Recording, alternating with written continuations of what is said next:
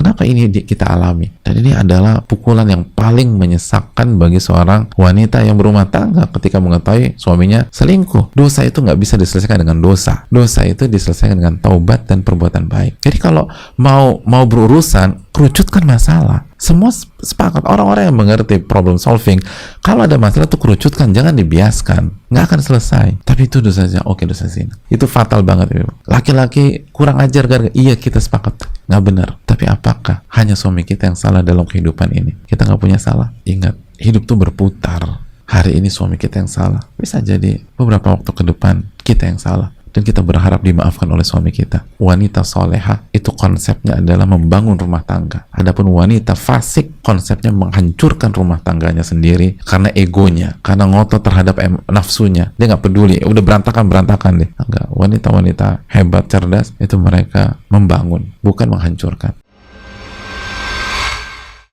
Bismillahirrahmanirrahim.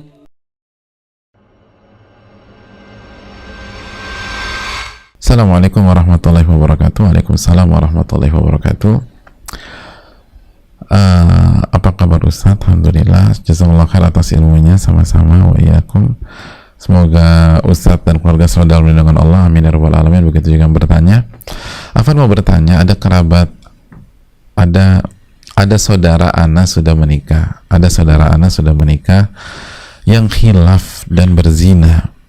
Apa yang harus dilakukan oleh saudara anak ini dan juga istrinya? Mohon nasihatnya, jazakallahu khair.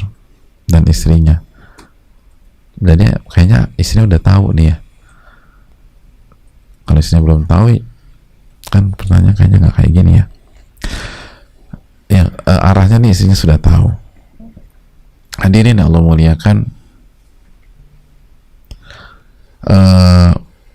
yang pertama yang harus kita camkan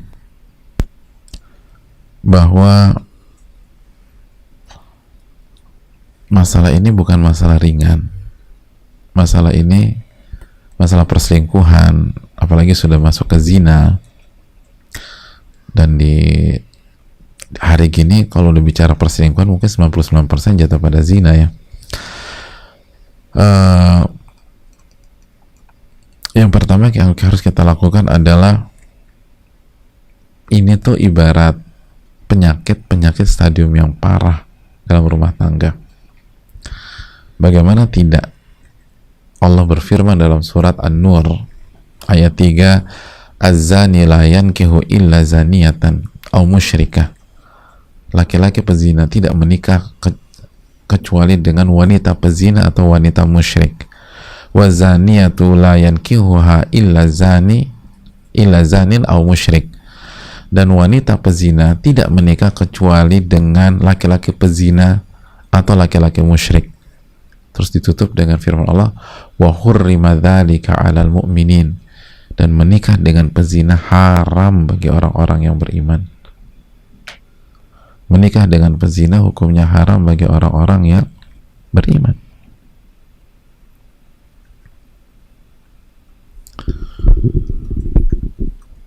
Hadirin Allah muliakan,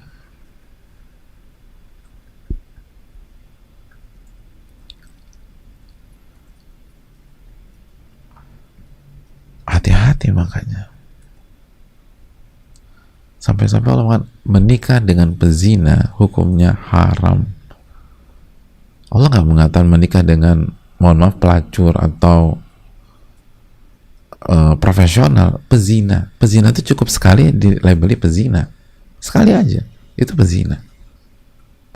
Jadi tolong sikapi dengan serius siapapun, baik yang bertanya atau dalam kasus yang ditanyakan ini maupun jamaah yang lain yang mungkin pernah terjatuh pada maksiat ini. Jangan diremehkan.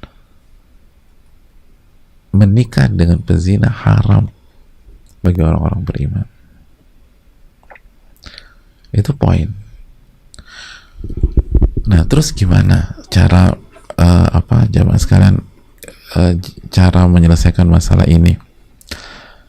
Yang pertama yang harus kita camkan bahwa masalah ini tidak akan selesai kecuali setiap pihak, suami dan istri, apalagi kalau istri udah tahu ya, itu bermain di kotaknya masing-masing. Bermain di kotaknya masing-masing. Allah berfirman dalam surat Al-Isra ayat 84, Qul kullun ya'malu ala syakilatih. Katakanlah setiap orang hendaknya beramal sesuai dengan kondisi masing-masing, kotaknya masing-masing. Suami bermain di kotaknya, istri bermain di kotaknya. Sekali lagi, suami bermain di kotaknya dan istri bermain di kotaknya. Jangan urus kotak orang lain dalam tanda kutip, kecuali untuk mensupport, mendukung, dan seterusnya. Mainkan kotak kita masing-masing.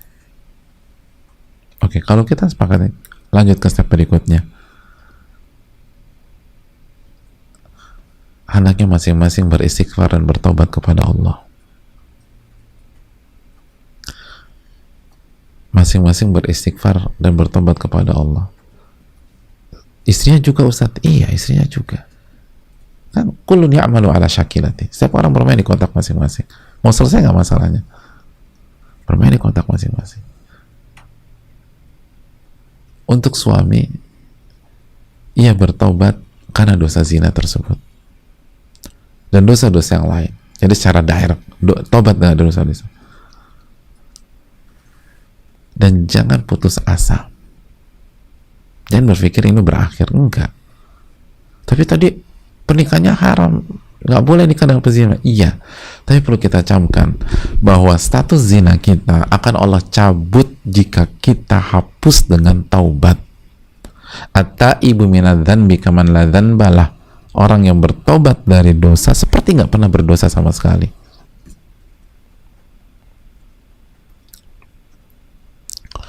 Seperti nggak pernah berdosa sama sekali.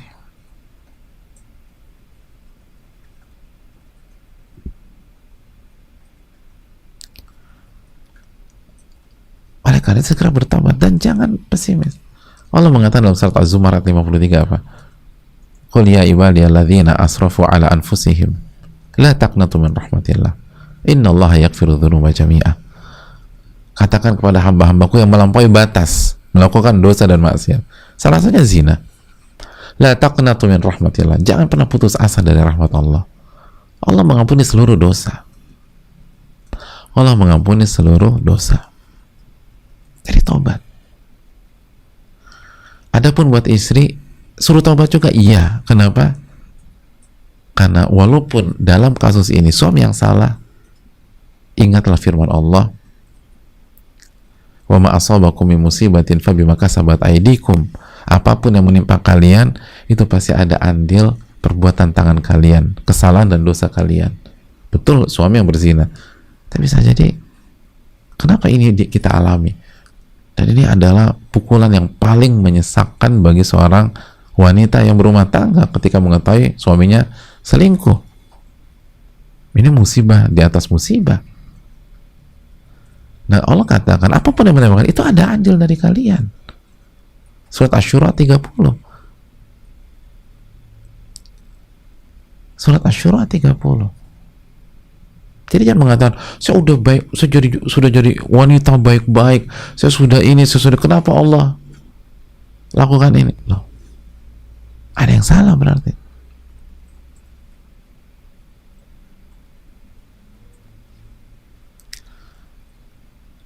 Apa kata Allah dalam surat Ali Imran ayat 182? Dzalika bima qaddamat aydikum wa anna Allah laisa bidzallamin lil 'abid. Itu karena perbuatan tangan-tangan kalian. Dan Allah nggak pernah zolimi kalian, nggak pernah zolimi kalian. Bisa jadi karena kita kurang beribadah kepada Allah sehingga akhirnya ini dialami oleh rumah tangga kita. Bisa jadi bisa jadi maksiatnya ke Allah atau maksiat atau kesalahannya ke suami kita. Kita belum jadi istri yang baik. Kita belum memenuhi hak suami kita. Akhirnya suami kita tergoda keluar. Walaupun itu bukan justifikasi, bukan. Laki-laki harus punya alat kontrol, tapi sebagaimana kita nggak ideal, suami kita juga mungkin nggak ideal pada saat itu. Coba istighfar, taubat. Jangan punya mental nyalain orang. Nggak akan berhasil. Salah satu mental orang gagal, hobi nyalain orang. Hobi nyalain suami, hobi nyalain istri. Sama. Bukan hanya kita dukung suami. Hobi nyalain suami itu metode orang-orang gagal, dan hobi nyalain istri metode orang-orang gagal. Jadi jangan pakai metode orang-orang gagal. Istighfar dan taubat. Itu yang kedua. Yang berikutnya, suami, kembali ke suami ya. Suami setelah bertobat, dia harus berusaha mendekat kepada Allah. Perbaiki hubungan dengan Allah. Perbaiki hubungan dengan Allah semaksimal mungkin. Minta agar Allah hapuskan. Ingat sabda Nabi, kita udah belajar juga hadisnya. Jadi terapkan aja hadis yang kita kerjakan, yang kita bahas di muraqabah. Wa atbi'is sayyi'ata al-hasanata tamhuha. Dan ikutilah perbuatan buruk dengan perbuatan baik. Ini saya akan menghapus. Jadi langsung perbanyak ibadah, zikir kuat, sholatnya dijaga, puasa sunnah, infak sedekah, doa sama Allah. Semoga Allah bantu kita dan Allah lembutkan hati istri kita. Berdoa kepada Allah. Ibadah. Sebagaimana istri pun juga ibadah dikuatkan. Biar hati ini lunak. Biar hati ini objektif.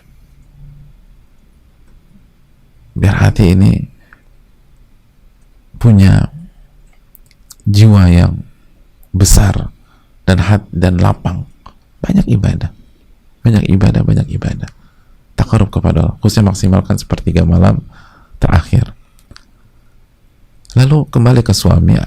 Berikutnya, suami harus menunjukkan kepemimpinannya yang kuat. Karena di banyak kasus, kalau udah begini, maka seringkali istri akan membombardir. Semua yang dilakukan suami akan salah. Jadi kesalahan ini akan merembet kemana-mana. Dikit-dikit salahkan. Dan kasus ini banyak sekali seperti ini. Ini nggak bisa dibiarkan. Rumah tangga nggak sehat demikian. Dan salah satu kuncinya kepemimpinan. Suami harus dudukkan dan menjadi pemimpin sejati. Bukan membela kesalahan. Jangan membela kesalahan kita. Salah, bilang salah. Tapi tugas pemimpin jangan membuat masalah membias dan melebar. Dan mengontrol dan memagari rumah tangga kita. Jangan akan lari ke sana, lari ke sini. Dan itu banyak kasus demikian. Dan yang jadi masalah bukan kesalahan istri juga. Tapi seringkali salah suami. Karena suami nggak bisa jadi pemimpin. Suami nggak punya kepemimpinan. Apalagi sudah merasa bersalah. Udah duduk di kursi pesakitan, udah deh. Diserang terus, dia diam aja. Oh enggak. Kalau kita salah kalau ujian nih, kita salah nomor 3, kita harus lapang dada kalau kita disalahkan di nomor 3. Tapi apa kaitannya dengan nomor 4, nomor 5, nomor 6, nomor 7? Dan kalau kita dibombardir nomor 4, nomor 5, nomor 6, nomor 7, kita punya kewajiban bukan bela diri ya, tapi mendudukkan permasalahan, karena ini nggak sehat. Kalau dibiarkan bermasalah ke depan, dan kita punya tanggung jawab sebagai seorang pemimpin, kita ditanya di hadapan Allah, dudukkan. Katakan kalau kamu menyalahkan saya nomor 3, salahkan saya nomor 3. Tapi nggak ada urusan nomor 4, nomor 5, nomor 6, nomor 7. Itu nggak objektif.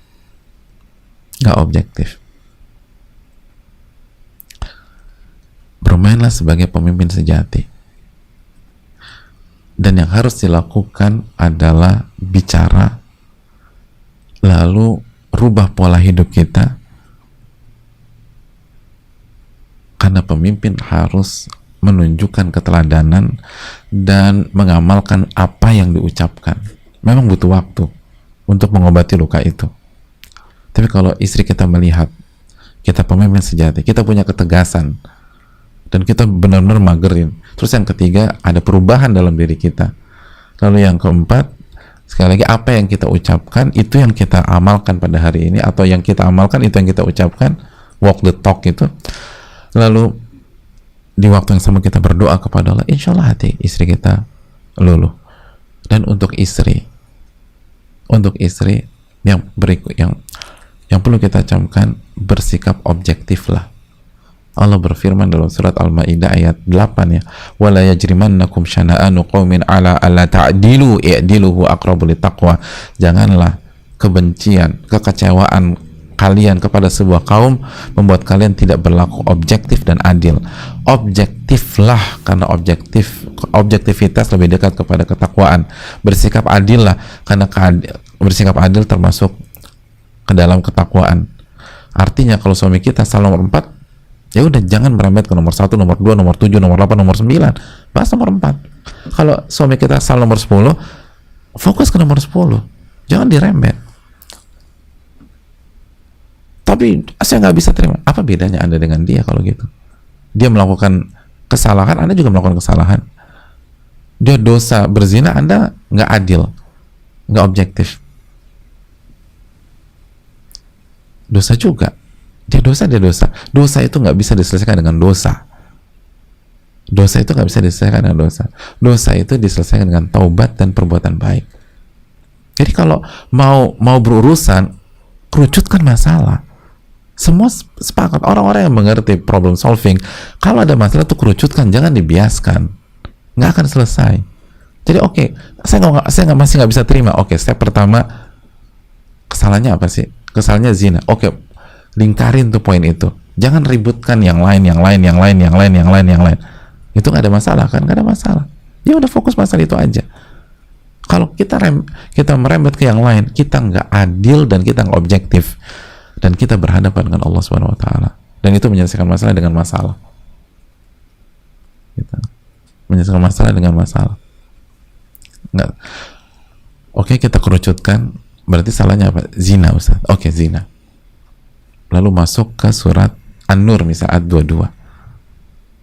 Wal ya'fu wal yasfahu ala tuhibbun an yaghfirallahu lakum wallahu ghafurur rahim. Allah katakan, maafkan dan lupakan kesalahannya. Tidakkah kalian ingin dosa-dosa kalian dimaafkan oleh Allah? Dan Allah Maha Pengampun, Maha Penyayang. Tapi itu dosanya, oke, dosa zina. Fatal, sepakat. Kita sepakat sama ibu-ibu. Itu fatal banget, ibu. Laki-laki kurang ajar, iya kita sepakat. Nggak benar. Tapi apakah hanya suami kita yang salah dalam kehidupan ini? Kita nggak punya salah? Apakah hanya suami kita yang berdosa, lalu kita nggak berdosa? Lalu kalau kita berdosa, emang dosa kita sedikit? Mungkin kita gibah, mungkin kita buka aurat, jamaah, buka aurat. Kita nggak berhijab. Emang itu nggak dihitung sama Allah? Oke, kalau kita berdosa, apa yang kita harapkan? Saya berharap dimaafkan oleh Allah. Saya berharap diampuni oleh Allah. Kalau gitu, maafkan saudara Anda. Maafkan suami Anda. Sebagaimana kita berharap dimaafkan, maafkan dia. Allah yang mengatakan, wal ya'fu wal yasfahu. Maafkan.